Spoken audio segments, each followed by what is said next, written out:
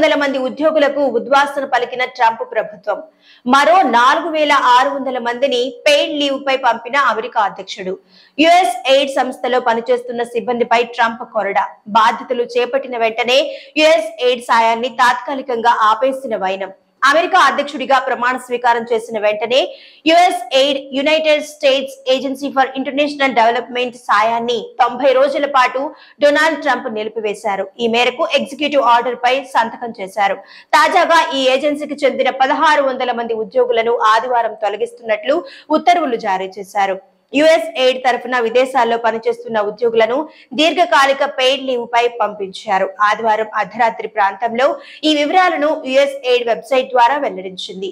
అత్యవసర సిబ్బంది మినహా యుఎస్ ఎయిడ్ తరఫున విధులు నిర్వహిస్తున్న సిబ్బంది అంతా పెయిడ్ లీవ్ పై ఉన్నట్లు ప్రకటించింది. ఉద్యోగుల సంఖ్యను కుదించే క్రమంలో 1600 మందిని ఇంటికి పంపించినట్లు తెలిపింది. యుఎస్ ఎయిడ్ ఉద్యోగులపై ట్రంప్ వేటు వేస్తారని ఊహాగానాలు వినిపించాయి. దీంతో ప్రభుత్వ ఉద్యోగ సంఘాలు ఈ విషయంపై